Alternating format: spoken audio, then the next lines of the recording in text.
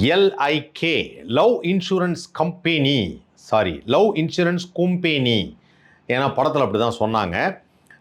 LIK பொறுத்த வரைக்கும் வந்து பார்த்திங்கன்னா இளமையான துடிப்பான பிரதீப் ரங்கநாதன் நடித்த திரைப்படம். டூடு படம் வரும்போதே ஒரு பெரிய பேச்சு இருந்தது. என்னென்னா டூடும் LIKயும் ஒன்றா ரிலீஸ் பண்ணிடலாமா, அடுத்தடுத்து உடனே ரிலீஸ் பண்ணலாமா அப்படின்னு. இல்லை சார், ஒன்றா ரிலீஸ் பண்ணலாம், பொறுமையாக ரிலீஸ் பண்ணலாம் அப்படின்னாங்க.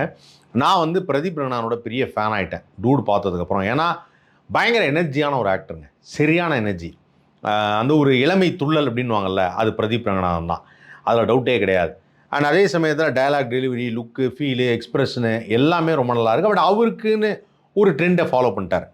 இந்த படத்தை டைரக்ட் பண்ணியிருக்கிறது அப்படின்னு பார்த்தா திரு விக்னேஷ் சிவன் தான் டைரக்ட் பண்ணியிருக்காரு. இந்த படத்தை ப்ரொடியூஸ் பண்ணியிருக்கிறது that is 7 screen studio and rowdy pictures production house, 2 பேர் சேர்ந்து அந்த படத்தை பண்ணியிருக்காங்க.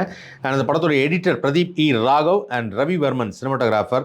அண்ட் அந்த படத்தோட musician Anirudh, rock star Anirudh. And இந்த படத்தில் நடிச்சிருந்தது பிரதீப் ரங்கநாதன் ஹீரோ, கிருத்தி ஷெட்டி அவங்க தான் ஹீரோயின், கௌரிஜி கிஷன் அவங்க வந்து ஒரு முக்கியமான கதாபாத்திரம். அதுக்கப்புறம் SJ சூர்யா மறுக்க முடியாத ஒரு கேரக்டர், யோகி பாபு, ஆனந்த்ராஜ், செந்தமிழன் சீமான் அருமையான ஒரு கேரக்டர். இந்த படத்தில் ஒரு முக்கியமான இன்னொரு அப்டேட் என்ன அப்படின்னு பார்த்தீங்கன்னா, இந்த ஆர்டிஸ்ட்டை தவிர்த்து ஒரு இம்பார்ட்டண்ட்டான ஒரு கேரக்டருக்கு ஒருத்தர் வாய்ஸ் கொடுத்துருக்கார். வேறு யாரும் இல்லை, நமது ராக் ஸ்டார் அனிருத். அவரோட வாய்ஸ்ன்னு எனக்கு கிளியராக தெரியுது, இல்லைன்னு ஒரு சப்பக்கட்டு கட்ட முடியாது. ஆனால் அந்த ரோபோ கேரக்டருக்கு அவர் தான் வாய்ஸ் கொடுத்துருக்காரு. அது ரொம்ப நல்லா இருந்தது, கேட்குறதுக்கு ரொம்ப ஜாலியாக இருந்தது. இப்போது கதைக்கு வருவோம். லவ் இன்சூரன்ஸ் கம்பெனி அப்படிங்கிறது 2040 நடக்கிற ஒரு கதை. அதாவது 2040 உலகமே டெக்னாலஜி நோக்கு அப்படியே போயிட்டே இருக்கும்போது எல்லார் கையிலையும் மொபைல் இல்லைன்னா வாழ்க்கையே இல்லை அப்படிங்கிற அந்த காலம் இப்போ இருக்குது இல்லையா. இதை அப்படியே எக்ஸ்டெண்ட் ஆகி இன்னும் வேற ஒரு லெவலுக்கு போய் இப்படி தான் இருக்குது நம்ம ஊரே அப்படின்னு சொல்லி ஃபுல் அண்ட் ஃபுல் வந்து இந்த படத்தில் வந்து எனக்கு தெரிஞ்சு கொஞ்சம் மலேசியாவில் அந்த மாதிரி இடத்துல ஷூட் பண்ணியிருப்பாங்கன்னு நினைக்கிறேன். மலேசியா, சிங்கப்பூர்லலாம் ஷூட் பண்ணியிருப்பாங்கன்னு நினைக்கிறேன். தாய்லாண்டில் ஷூட் பண்ணியிருப்பாங்க. இதை தவிர்த்து ஐ திங்க் தாய்லாண்டு. அதுக்கப்புறம் வந்து இந்த படத்தில் நிறைய செட்டு, கிளாஸு, CG ஒர்க், இந்த மாதிரி ஏகப்பட்டதெல்லாம் இருக்குது. அண்டு ஒரு முக்கியமான கதாபாத்திரம், ஒரு டாக்டர் கேரக்டரில் மிஸ்கின் வரார். அவர் சின்ன கதாபாத்திரம், ஒரு கௌரவத்தோடு. ஸோ இந்த படத்தை பொறுத்த வரைக்கும் வந்து பார்த்திங்கன்னா இந்த வரக்கூடிய இந்த கேரக்டர்ஸ் அப்படிங்கிறப்போ லவ் இன்சூரன்ஸ் கம்பெனியில் எல்லாருமே இந்த 2040 அப்படிங்கிறதுனால ஒவ்வொருத்தரும் வந்து அவங்களுக்காக ஒரு என்ன சொல்கிறதுனா மாறுதல்லாம் இல்லை, அதே மாதிரி தான் இருக்கிறாங்க. ட்ரெஸ்ஸிங் சென்ஸ் இதெல்லாம் மாறி இருக்குது, ரொம்பலாம் மாற்றலை. ஓவராக அந்த ரொபாட்டிக்காக இருக்கிறது அப்படிங்கிற மாதிரிலாம் எதுவும் செய்யலை. அண்ட் SJ சூர்யா ஒரு பிரமாதமான கதாபாத்திரம். அவர் தான் அந்த லவ் இன்சூரன்ஸ் கம்பெனியுடைய பாஸ். இப்போது பிரதீப் ரங்கநாதன் யார் அப்படின்னு பார்த்தீங்கன்னா வாய்ஸ் மாதிரி, அதாவது ஒரு ஆப்புக்கு வாய்ஸ் கொடுக்குறதுன்னு இருக்கு இல்லையா, அந்த மாதிரி இப்போ நம்ம கூகுள் ஆப்லலாம் வாய்ஸ் கேட்போம். ஒரு லேடி ஒன்று சொல்லுவோம், அந்த அக்கா வந்துச்சுரா அப்படின்னு கிண்டல் பண்ணுவோம். அந்த மாதிரி வந்து இதில் வந்து லவ் இன்சூரன்ஸ் கம்பெனியில் வந்து பிரதீப் ரங்கநாதன் வந்து அந்த LIKவுடைய வாய்ஸ் ஆஃப் அந்த ஆப்பாக இருக்கார். அது இந்த படத்தில் ஒரு முக்கியமான விஷயம். சரி, அப்படி பிரதீப் ரங்கநாதன் வாய்ஸ் ஆஃப் ஆப்னா அவங்க ஃபேமிலியில் எப்படி அப்படின்னு பார்த்தா அப்படியே ஸ்ட்ரெயிட் ஆப்போசிட் செந்தமிழன் சீமான். உண்மையிலேயே மதிப்பிற்குரிய சீமான் அவர்களுக்கு மனமார்ந்த பாராட்டுகள். ஏன்னா சீமான் அவர்கள் ஒரு சிறந்த நடிகர். அதுவும் இல்லாமல் அவருடைய அந்த ஐடியாலஜி இருக்கு இல்லையா, தமிழ் மீது கொண்ட ஆர்வமும், தமிழில் பேச வேண்டும், ஆங்கில வார்த்தைகள் அதிகமாக உபயோகப்படுத்தக்கூடாது அப்படிங்கிறது இருக்குது. அதே சமயத்தில் இந்த அட்வான்ஸ் டெக்னாலஜியை விட இயற்கையை ரொம்ப விரும்புகிறவர், செயற்கையான வாழ்க்கையில் விருப்பம் இல்லாதவர் அப்படிங்கிற ஒரு விஷயம் இருக்குது இல்லையா. இவ்வளோ நாளாக அவர் கட்சியில் வந்து நிறையா பேசிகிட்டு இருந்தார். இதுக்கு பதிலாக அவர் எனக்கு தெரிஞ்சு ஒரு 10-15 படம் பண்ணியிருக்கலாம், மக்களுக்கு நிறைய ரீச் ஆகிருக்கும். ஏன்னா இந்த படத்தில் வந்து ஒரு பிரதீப் ரங்கநாதனுடைய அப்பா கேரக்டர் ஒன்று பண்ணியிருந்தார். ஐயோ, அந்த கராத்தேவோ குங்ஃபோ கோம்புடுவோ ஏதோ அது பர்ஃபார்ம் பண்ணார் பாருங்கள், வேறு லெவலில் இருந்தது. சீமான் அவர்களுக்கும் அவ்வளோ ஒரு எனர்ஜி, பிரமாதமாக இருந்தது. வழக்கமாக நம்ம பார்க்குற மாதிரி இல்லாமல் ரொம்ப உற்சாகமாக பேசுகிறது, கத்தி பேசுகிறது அப்படிலாம் இல்லாமல் ஒரு கேரக்டராக அந்த கதாபாத்திரத்தை அவ்வளோ நல்லா பண்ணியிருந்தார். அந்த ஒரு மெச்சூரிட்டி சொல்லுவாங்கள்ல, ஒரு மெச்சூர்டு ஆக்டிங்னுவாங்கள, அது வந்து சீமான் அவர்கள்ட்ட ரொம்ப பிரமாதமாக இருந்தது. அதே சமயத்தில் பிரதீப் ரங்கநாதன் யார் அப்படின்னா சீமானுடைய பையன். சீமான் யார் அப்படின்னா அந்த 2040 மொபைல் ஃபோனே வேணாம், மொபைல் ஃபோன் வச்சுக்கலாம் வாழ்க்கையே கிடையாது, இயற்கையோடு ஒன்றிருப்பதுதான் வாழ்க்கை அப்படின்னு நினைக்கக்கூடிய ஒரு ஆர்கானிக் வேர்ல்டு அப்படின்னு சொல்கிறாங்க. அந்த ஆர்கானிக் வேர்ல்டில் தனக்குன்னு ஒரு உலகத்தை அமைச்சிட்டு வாழ்கிறது தான் சீமான். இப்போவும் அதான் பண்ணிகிட்ருக்கார், தனக்குன்னு ஒரு உலகத்தை அமைச்சிருக்கார். அந்த உலகத்துக்குள்ளே இன்னும் நிறைய பேர் போகல. அந்த மாதிரி ஒரு கதாபாத்திரம் தான் அவருடைய ஃபுல் அண்ட் ஃபுல் வர்றது படத்தில். அண்ட் இதில் வந்து யோகி பாபு ஒரு கேரக்டர் பண்ணியிருக்காரு. அதான் கிருத்தி ஷெட்டியோடைய ஃப்ரெண்டு. இந்த ஃப்ரெண்டுக்கு என்ன பேர் வச்சுருக்காங்கன்னா ஓப்பன் ஃப்ரெண்ட் அப்படின்னு சொல்லி வச்சுருக்காங்க. பயங்கர காமெடியாக இருந்தது. யோகி பாபு தன்னுடைய கேரக்டரை ரொம்ப சூப்பராக பண்ணியிருக்காரு. வர்ற இடங்கள்லாம் கிளாப்ஸ் தான். ஏன்னா அது ஒரு டயலாக்கு, அவருடைய அந்த கேரக்டர் சொல்லும்போது நான் ஒரு ஓப்பன் ஃப்ரெண்ட் அப்படின்னு சொல்லும்போது எல்லாம் பயங்கரமாக சிரிக்கிறாங்க. குறிப்பாக ஜென்சி கிட்ஸ் தான் வந்து நான் படம் பார்க்கும்போது தேட்டரில் உட்காந்து பார்த்தாங்க. அவங்க எல்லாருமே கொஞ்சம் என்ஜாய் பண்ணாங்க யோகி பாபுவோட கேரக்டரை. ஆனால் ஆனந்த்ராஜுடைய கேரக்டரு, அதுக்கப்புறம் நமது வைபவோட அண்ணன் சுனில் அவரோட கேரக்டரு, இது மாதிரி இந்த கேரக்டர்ஸ் எல்லாருமே வந்து அவங்கவுங்களுக்கு கொடுத்த அந்த ஃப்ரேமை ரொம்ப நல்லா பண்ணியிருந்தாங்க. இந்த லவ் இன்சூரன்ஸ் கம்பெனியில் வந்து இன்னொரு முக்கியமான கதாபாத்திரத்தில் நடிச்சிருந்தது ஷாரா வந்து நிறைய படத்தில் நடிச்சிருக்காப்புல. ஆஸ் அ ஃப்ரெண்டாக வருவார். அவரும் கேரக்டர் வந்து ரொம்ப நல்லா பண்ணியிருந்தார். அண்டு கௌரி ஜி கிஷன் அவங்க வந்து ஒரு ஃப்ரெண்டு கேரக்டர். மற்றபடி எல்லாரும் சின்ன சின்ன கேரக்டர்ஸ் பண்ணியிருந்தாங்க. அண்ட் இதில் குறிப்பாக எஸ்ஜே சூர்யாவுடைய ஆக்டிங் டாப் லெவல் சொல்லவே வேண்டாம். ஏன்னா அவருடைய அந்த மாடுலேஷன், லுக்கு, ஃபீலு அது எப்பவுமே வந்து நம்மளை ரொம்ப அட்ராக்ட் பண்ணிடும். அந்த வகையில் வந்து அந்த ஒரு பெரிய டெக்னாலஜி லவ் இன்சூரன்ஸ் கம்பெனின்னு ஒரு கம்பெனி, அதுக்கு ஒரு பாஸு, அவர் பேசக்கூடிய அந்த விஷயங்கள், அது எல்லாமே வந்து அந்த வாய்ஸே வந்து ஒரு மெஸ்மரைசிங் வாய்ஸுங்க. அவ்வளோ நல்லாயிருக்கும். அதே சமயத்தில் பிரதீப் ரங்கநாதன் வந்து என்னென்னா எப்பவுமே அந்த எனர்ஜெட்டிக் ஒரு ஹீரோ. ஸோ இந்த கதையை பொறுத்த வரைக்கும் வந்து சீமானுடைய பையனாக இருக்க பிரதீப் ரங்கநாதன் ஃபோனே யூஸ் பண்ண மாட்டார். ஆனால் ஃபோன் வச்சு தான் உலகத்தையும் ஆண்டுட்டுருக்காரு எஸ்ஜே சூர்யா. என்றைக்கா ஒரு நாள் நீ ஃபோன் வாங்குங்கிறாரு. அப்போ கிருத்தி ஷெட்டி அவங்க தான் ஹீரோயினா. அவங்க வந்து ஒரு இடத்துல பார்க்குறப்ப Pradeep Ranganathan fall in love பண்ணணும்னா அந்த பொண்ணு வந்து உன்கிட்ட ஃபோன் இல்லையா அப்படிங்கும். அது வந்து இந்த எல்ஐகே அப்படிங்கிறத நம்பும். லவ் இன்சூரன்ஸ் கம்பெனி அப்படிங்கிற அந்த ஆப்பை நம்பி தான் அவங்கெல்லாம் லைஃபே நடத்துகிறாங்க. ரீல்ஸு, இன்ஸ்டாகிராமில் லைக்ஸ் வாங்குறது, ஷேர் வாங்குறது, ஃபாலோவர்ஸ் வாங்குறது அப்படின்னு சொல்லி அதை நம்பி தான் அவங்களுடைய லைஃபே இருக்குது. மாளவிகா வந்து அவங்க அம்மா கேரக்டர் பண்ணியிருந்தாங்க. ஸோ இந்த படத்தில் வந்து பிரதீப் ரங்கநாதன் வந்து அந்த பொண்ணை எப்படி லவ் பண்ணுறாரு, இவர் ஃபோன் வாங்குறாரா இல்லையா, ஃபோன் வாங்கி என்ன பண்ணுறாரு அப்படிங்கிறது தான் அந்த கதை. ஸோ ஓவராலாக அந்த ஃபோன் வாங்குறது, அந்த ஃபோன் வாங்கி அந்த பொண்ணை லவ் பண்ணுறது, அதுக்கப்புறம் அந்த பொண்ணு வந்து இல்லை அந்த ஆப் சொல்லிடுச்சு நம்ம 2 பேரும் சேர்ந்து வாழ முடியாது அப்படின்னு சொல்லி இந்த ஃப்ளேம்ஸ் போட்டு பார்ப்பாங்கல்ல, அந்த மாதிரி ஆப் சொல்லுது அப்படின்னு சொல்லி அந்த லவ் ஸ்கோர் அப்படின்னு ஒன்று டெவலப் பண்ணுறது. ஸோ எஸ்ஜே சூர்யா வந்து மெயினாக controlling the people through this app, அதுதான் வந்து அவருடைய வேலை. இதில் ஒரு முக்கியமான ஒரு கேரக்டரில் மதிப்பிற்குரிய திரு ரங்கராஜ் பாண்டே அவர்கள் நடிச்சிருக்கார். அவர் வந்து ஒரு இம்பார்ட்டண்ட் ஒரு ஜட்ஜ் கேரக்டர் ஒன்று பண்ணிக்கிறார். 2040 ஒரு ஜட்ஜ், ஒரு 5 ஜட்ஜுகள் சேர்ந்து வந்து இந்த ஆப்பை நம்ம பேன் பண்ண போனோம் அப்படின்னு சொல்லிட்டு சொல்கிற மாதிரியான ஒரு கேரக்டர். அவர் ஒரு 2 சீன் வரார். அப்புறம் இந்த எல்ஐகேங்கிற ஆப்பில் வந்து பார்க்குறப்போ நமக்கு ஒரு ஃபேண்டசி கதைங்க அது. இதெல்லாம் நடக்குமான்னு தெரில 2040. ஆனால் இதெல்லாம் நடந்தால் இப்படி இருக்கும், இப்படி தான் அந்த டெக்னாலஜி இருக்கும் அப்படின்னு சொல்கிற மாதிரியான ஒரு கதை. ஸோ இந்த லவ் பண்ணுறது, லவ் அக்செப்ட் பண்ணிக்கிறாங்களா இல்லையா, ஃபோன் வச்சுருக்க அந்த பொண்ணுக்கும் ஃபோனே யூஸ் பண்ணாத இந்த பையனுக்கும் எப்படி சிங்க் ஆகுது, காதலை வந்து ஆப் மூலிமா நீ கண்ட்ரோல் பண்ண முடியாது, லவ் ஸ்கோர்லாம் பொய், இந்த எல்ஐகே ஆப்பே பொய் அப்படின்னு சொல்லி எல்ஐகேக்கு வாய்ஸ் கொடுத்த அந்த பையனே எப்படி அதை பிரேக் பண்ணுறான் அப்படிங்கிறது தான் படம். ஃபஸ்ட் ஆஃப் வந்து அப்படி இப்படி தான் இருக்குது, பெருசாக சொல்லிக்கிறதுக்கு ஒன்றும் இல்லை. ஏன்னா சில விஷயங்கள் ஓட்டலை அப்படின்னு சொல்லலாம். செகண்ட் ஆஃப் வந்து கொஞ்சம் எமோஷ்னலாக அப்படி ட்ராவல் ஆகி ஒரு ஆப்புக்கும் மனித இயல்பு வாழ்க்கைக்கும் நடக்கக்கூடிய போராட்டமாக அது அமையுது. இந்த போராட்டத்தில் ரொம்ப பாராட்ட வேண்டிய ஒரு விஷயம் என்ன அப்படின்னு பார்த்தீங்கன்னா, ஆட் அண்ட் அவுட்டு தான். லவ் இன்சூரன்ஸ் கம்பெனி, ஆப்பு, இப்போ இருக்கிற ஜென்ரேஷனு ஃபோன் வச்சுருக்காங்க எல்லாம் சொன்னாலும் அலைபேசி அதிகமாக பயன்படுத்தாத, அலைபேசி பயன்படுத்தினாலும் எனக்கு பிடிக்காது அப்படின்னு சொல்லக்கூடிய சீமானுடைய கேரக்டர் பயங்கரமாக டச் ஆகுது.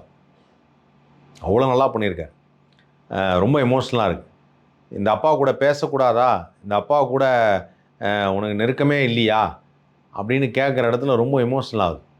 ஏன்னா அந்த ஃபோன்னால் இப்போ இருக்கக்கூடிய இளைஞர்கள்லாம் பெற்ற அப்பாக்கிட்டையும் பேசுகிறதில்ல, கூட பிறந்த அண்ணன் தங்கச்சிக்கிட்டையும் பேசுகிறதில்ல, யார்கிட்டையுமே கம்யூனிகேட் பண்ணிக்கிறதே இல்லை. எல்லாமே த்ரூ ஃபோன் தான் பார்க்குறாங்க. எல்லாமே த்ரூ இன்ஸ்டாகிராமு, வாட்ஸ்அப் மெசேஜ் இப்படி தான் பார்த்துக்கிறாங்க. அவங்களுக்கு அதுக்கான நேரமே போயிடுது. 2வது ஒரு குழந்தைய வளர்க்குறது அப்படிங்கிறப்போ, ஒரு இடத்துல ஒரு காட்சி வச்சுருந்தாங்க. விக்னேஷ் சிவன் ரொம்ப நல்லா பண்ணியிருந்தார். ஒரு அம்மா வந்து மாளவிகா வந்து தான் பொண்ணுக்கு வந்து எதுவுமே செய்கிறதில்ல. அவங்களுடைய யங் ஏஜில் அவங்க வந்து கேக் வேணும் அப்படின்னு, எனக்கு செஞ்சு தரியாம்மா அப்படின்னு சொல்லி அந்த குழந்தை கேட்டப்போ, அதெல்லாம் ஆர்டர் பண்ணிக்கலாம் ஸ்விக்கி, ஜொமேட்டோ இருக்குது அப்படின்னு சொல்லி அப்படி கொடுத்தோன்னே அந்த குழந்தை எதாச்சும் ஆர்டர் பண்ணி சாப்பிடுது. ஸோ பந்தமே இல்லை, அம்மா பொண்ணுங்கிற அந்த உறவுங்கிறது கூட சரியாக அமையல அப்படின்னு சொல்கிற ஒரு அருமையான படம் தான் இந்த எல்லைக்கு. ஓவராலாக பார்க்கும்போது இப்போ இதெல்லாம் வந்து ஒரு ப்ளஸ்ஸாக இருந்தாலும், இவ்வளோ நல்ல விஷயங்களை சொல்லியிருந்தாலும், ஸ்க்ரீன் ப்ளே வைஸில் விக்னேஷ் சிவன்ட்ட நான் இன்னும் கொஞ்சம் பெட்டர்மெண்ட் எதிர்பார்த்தேன். ஏன்னா விக்னேஷ் சிவன் ஒரு நல்ல ஸ்க்ரீன் ப்ளே ரைட்டர். இன்னும் கொஞ்சம் பெட்டர்மெண்ட் எதிர்பார்த்தேன். இன்னும் கொஞ்சம் ஒரு பஞ்சாக இருக்கும், கொஞ்சம் எமோஷ்னலாக இருக்கும்னு பார்த்தேன். ஃபேண்டசி கதைகளுடைய பெரிய மைனஸ் என்ன அப்படின்னு பார்த்தீங்கன்னா, ஒட்டாது, டக்குன்னு போய் ஸ்டிக் ஆகாது. ஏன்னா அது ஒரு கற்பனைங்கிறது பார்க்குறவங்க எல்லாத்துக்குமே தெரிஞ்சிடும். அது ரியல் லைஃபோடு சேர்த்து வச்சு பார்க்குறதுங்கிறது வராது. டூடு படத்தில் இருந்த அந்த ஒரு மனசில் பதிகிற ஒரு விஷயம் எல்ஐகேல இல்லைன்னு தான் சொன்னோம். ஆனால் கொஞ்சம் குழப்பமாக இருந்தது. டூடில் வந்து அந்த பொண்ணு வந்து ஃப்ரெண்டு, நீ எனக்கு ஃப்ரெண்டு, நான் உன்னை ஃப்ரெண்டாக தான் பார்க்குறேன், உன்னை எப்படி நான் லவ் பண்ணுவேன் அப்படின்னு சொல்லிட்டு, அப்புறம் கொஞ்ச நாள் கழிச்சு இல்லை நீ இல்லாமல் எனக்கு வாழ்க்கையே இல்லை அப்படின்னு சொல்லி அத்தை பொண்ணையை விரும்புகிற மாதிரி, மாமா பொண்ணை விரும்புகிற மாதிரி ஒரு கேரக்டர் தான் டூடில். இதில் வந்து பார்த்திங்கன்னா ஃப்ரெண்டு தான், அது எப்பவுமே லவ்வாக மாறாது அப்படின்னு சொல்லி இந்த கதைக்கு தகுந்த மாதிரி பிரதீப் ரங்கநாதன் வந்து ஒரு கருத்தை சொல்கிறார். இப்போ பார்க்குற இளைஞர்கள் என்னன்னா ஒரு கன்ஃபியூஷனுக்கே வந்துகிட்டே இருப்பாங்க. அதில் நீங்கள் என்ன சொன்னீங்க, நல்ல ஃப்ரெண்டு தான் நல்ல பார்ட்னராக இருக்க முடியுங்கிற மாதிரி கொண்டு போனீங்க. அதுலேயும் கடைசியாக வந்து இல்லை அது பண்ண முடியாது, ஏன்னா நான் இன்னொரு பையனை கல்யாணம் பண்ணிட்டேன், லைஃப் வேறு மாதிரி ஆயிடுச்சுன்னு போகும். இதில் என்னன்னா இல்லை ஃப்ரெண்டு தான், லவ்வர் வேறு ஃப்ரெண்டு வேறு, ஃப்ரெண்டு மேலே லவ்வே வராது, அது எப்படியுமே உனக்கு புரியவே புரியாது அப்படின்னு சொல்கிற மாதிரி இதில் ஒரு விதமான ஒரு ஸ்க்ரீன் ப்ளே. ஸோ இது வந்து ஜென்சி கிட்ஸுக்கு ஒரு கன்ஃபியூஷன் இருக்குது. இப்போ நம்ம என்ன பண்ணணும் அப்படின்வாங்களா, அந்த மாதிரி ஒன்று இருக்குது. ஏன்னா அவங்க வந்து திரைப்படத்தை பார்த்தும் வாட்ஸ்அப்பு, ஃபேஸ்புக்கு, இன்ஸ்டாகிராமு, யூடியூபு இதை பார்த்து தான் அவங்க லைஃப்னே எடுத்துக்கிறாங்க. பிரதீப் ரங்கநாதன் போல் ஒரு நடிகருக்கு மிகப்பெரிய பொறுப்பு இருக்குது ஜென்சி கிட்ஸை ஒரு நல்ல வழிக்கு கொண்டு வர்றதுக்கு அப்படின்னு நான் சொல்லுவேன். ஸோ ஹீஸ் அ ஜென்சி கிட்ஸோடைய ஒரு முக்கியமான கதாநாயகன். அவர் வந்து அந்த அளவுக்கு அதை ரொம்ப அழகாக இப்போ இருக்கிற அந்த ட்ரெண்டுக்கு வராரு அப்படின்னு சொன்னாலே, அந்த ட்ரெண்டில் தான் இருக்கார். அந்த ட்ரெண்டில் அவர் வந்து மக்களுக்கு, குறிப்பாக இளைஞர்களுக்கு, இளைய சமுதாயத்திற்கு, இன்றைக்கி பட்டிங் ஸ்டேஜில் இருக்கக்கூடிய அந்த யங்ஸ்டர்ஸ்க்கு, இப்போ தான் 18 வயசாக இருக்குது அப்படிங்கிற யங்ஸ்டர்ஸ்க்கு நிறைய சொல்ல வேண்டிய கடமை இருக்குது. அதை இந்த படத்தில் கொஞ்சம் சரியாக செய்யலையோ அப்படிங்கிறது என்னுடைய கருத்து, வேறு எதுவும் இல்லை. மற்றபடி வந்து இந்த படத்தில் எனக்கு சீமானுடைய பர்ஃபார்மன்ஸில் ஃபைட்டு, ஒரு இடத்துல ஒரு பயங்கரமான ஒரு ஃபைட் ஒன்று பண்ணார், சூப்பராக இருந்தது. எஸ்ஜே சூர்யாவோட டயலாக்ஸ், ஒரு கதை நீங்கள் எப்படி இருந்தாலும் இல்லை, எஸ்ஜே சூர்யா வந்துட்டார் அப்படின்னாலே அந்த கதையை ஹோல்டு பண்ணுறாருங்க. இது ஒரு ஃபேண்டசி சப்ஜெக்ட் தான். எனக்கு இந்த மெர்சல் படத்தில் வந்து அந்த ஒரு காட்சி ரொம்ப பிடிக்கும். இந்த கொஞ்ச நாள் கழிச்சு எல்லாருமே சிசேரியன் நோக்கி தான் போவாங்க அப்படின்னு சொல்கிற ஒரு இடம் இருக்கும். அந்த இடம் சொல்லும்போது அப்படின்னு ஒரு சிரிப்பு ஒன்று சிரிப்பார். அது அப்படி இருக்கும், அப்படியே காதுக்குள்ளே போய் கணீர்னு கேட்குதுன்னு அந்த மாதிரி இருக்கும். Such a great actor S J Suryah. நடிப்பு அரக்கன்னு சும்மா சொல்லலை, ஒரு கேரக்டர் எடுத்துகிட்டு அதை எவ்வளோ முழுமையாக எவ்வளோ அழகாக பண்ணணுங்கிறது. அதே மாதிரி அவருக்கான ஒரு தீனி போடணும். அதில் ஒரு சீனில் வந்து அவர் அந்த கோவப்பட்டு பேசுகிறது ஒரு ஷாட் ஒன்று இருக்கும், ரொம்ப நல்லாயிருக்கும். ஓகேன்னு அது ரொம்ப பியூட்டிஃபுல்லாக இருக்கும். ஸோ இதெல்லாம் படத்தில் ரொம்ப என்ஜாய் பண்ணுற மாதிரியான விஷயமா இருந்தது. பட் ஓவராலாக இந்த மாதிரி கதைகள் வந்து கரெக்டாக டு த பாயிண்ட் சொல்லியிருக்காங்களா அப்படின்னா கொஞ்சம் லைட்டாக தவறிட்டாங்க. ஸோ ப்ளஸ் மைனஸ் அப்படின்னு ரெண்டுமே இருக்குது இந்த படத்தில்.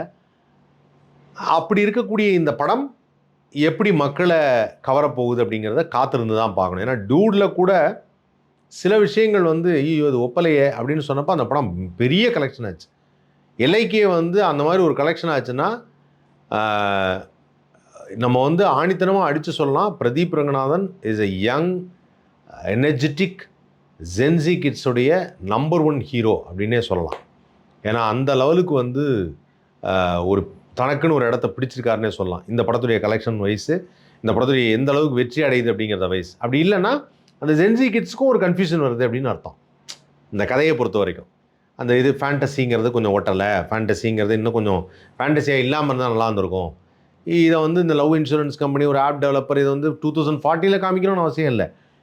இப்போவே 25லேயே ஏகப்பட்ட ஆப் அந்த மாதிரி தான் இருக்குது. இப்போது நிறைய ஆப்பெல்லாம் வந்திருக்குல்ல, நீங்கள் டைம் பாஸ் ஆகணுமா என்கிட்ட பேசுங்க அப்படின்னு.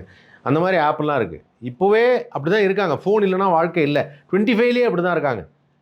2040 தான் இப்படி இருக்காங்கன்னு நம்ம காமிக்கணும்னு அவசியம் இல்லை. அது கொஞ்சம் அந்த களத்தை வந்து ப்ரொடக்ஷன் வைஸ் ஒரு மாறுதலாக காமிக்கணும், வித்தியாசமாக காமிக்கணும் அப்படிங்கிறதுக்காக காமிச்சிருக்கிறாங்க. இதை இப்போ இருக்கிற காலகட்டத்தில் காமிச்சிருந்தாலே இன்னும் மனசில் நிறையா பதிஞ்சிருக்கும் அப்படின்னு நான் நினைக்கிறேன். பட் அது கொஞ்சம் எக்ஸாஜரேட் பண்ணி வேறு மாதிரி காமிச்சதில் ஆடியன்ஸ் கொஞ்சம் தள்ளி வந்துட்டாங்க அப்படிங்கிற ஃபீல் எனக்கு இருக்குது. ஏன்னா ஒரு படத்தை நான் பார்க்கும்போது எப்படி பார்க்குறேன்னா, எவ்வளோ பேர் கைதட்டுறாங்க, எங்கெல்லாம் எனர்ஜியாக இருக்காங்க, எங்கெல்லாம் சிரிக்கிறாங்க நான் நோட் பண்ணுறேன். நான் ஆடியன்ஸோட தான் எப்பவுமே படம் பார்க்குறேன். அதனால தான் முதல் நாள் வந்து நான் போய் இந்த ஒரு ப்ரீமியர் ஷோவில் எப்போயாவது கூப்பிட்டா பார்ப்பேன். அப்போயும் ஆடியன்ஸ் இருக்காங்களான்னு கேட்பேன். ஜென்ரல் ஆடியன்ஸ் வேணும். நார்மலாக வந்து அதை ஒரு முன்கூட்டியே பார்த்துட்டு தனியாக உட்காந்து பார்த்துட்டு நான் எப்போயும் முடிவு எடுக்கிறது இல்லை. ஆடியன்ஸோடு உட்காந்து பார்த்துட்டு தான் அந்த படத்துடைய முடிவை நான் உங்களுக்கு சொல்கிறேன். அந்த வகையில் இந்த படம் மிக்சடாக இருக்குது reviews. But let's wait and see என்ன மாதிரி இன்னும் ஃபர்தராக போகுது அப்படிங்கிறத வெயிட் பண்ணி பார்க்கலாம். லவ் இன்சூரன்ஸ் கம்பெனி கண்டிப்பாக ஒன் டைம் வாட்ச் பண்ணலாம். ஒரு என்டர்டெயின்மெண்ட்டாக இருக்கும். குறிப்பாக எஸ்ஜே சூர்யா ஃபேன்ஸுக்கு ஒரு பெரிய ட்ரீட்டு. அண்டு நமது பிரதீப் ரங்கநாதன் ஃபேன்ஸுக்கும் ஒரு நல்ல ட்ரீட். எனக்கு அவருடைய ஆக்ஷன், அவர் வர்ற சீன் எல்லாமே ரொம்ப பிடிச்சிருக்கு. ரொம்ப நல்லா பண்ணியிருக்காங்க. ஆனந்தராஜ் ரொம்ப நல்லா பெர்ஃபார்ம் பண்ணியிருக்காரு. Seeman mind blowing, ultimate action. So கண்டிப்பாக வந்து சீமான் அவர்களுக்கு இந்த வீடியோ மூலிமா நான் சொல்ல வர்றது என்னென்னா, ஆனால் நீங்கள் கட்சி ஆரம்பிச்சிருக்கிறீங்க, நீங்கள் கட்சி நடத்துகிறீங்க, நிறைய மக்கள்கிட்ட போய் பேசுகிறீங்க, எல்லாம் பண்ணுறீங்க. ஆனால் உங்களுக்குள்ளே ஒரு மிகப்பெரிய திறமை இருக்குது. நீங்கள் ஒரு பெரிய ரைட்டர், அது நிறைய பேருக்கு தெரியும். அதே சமயத்தில் நீங்கள் நல்ல நடிகர். இந்த படத்தில் அது ப்ரூவ் ஆயிருக்கு. இந்த மாதிரியான சில படங்களில் உங்களுடைய கருத்துக்களை சொல்கிறது மூலியமாக இன்னும் அதிகமாக நீங்கள் மக்கள்கிட்ட ரீச் ஆவீங்க அப்படின்னு நான் நம்புகிறேன். அது எல்லாம் உண்மையாக இருக்கட்டும். அப்படி நீங்கள் சொல்லக்கூடிய கருத்துக்கள் போலவே நீங்கள் நடந்து கொள்வது தான் நான் எதிர்பார்க்கிற ஒரு விஷயம். அது நடந்தால் நான் ரொம்ப சந்தோஷப்படுவேன். மறக்காதீங்க, லவ் இன்சூரன்ஸ் கம்பெனி போய் பாருங்கள். ஜென்சி கிட்ஸ் எப்படி என்ஜாய் பண்ணுறாங்கன்னு.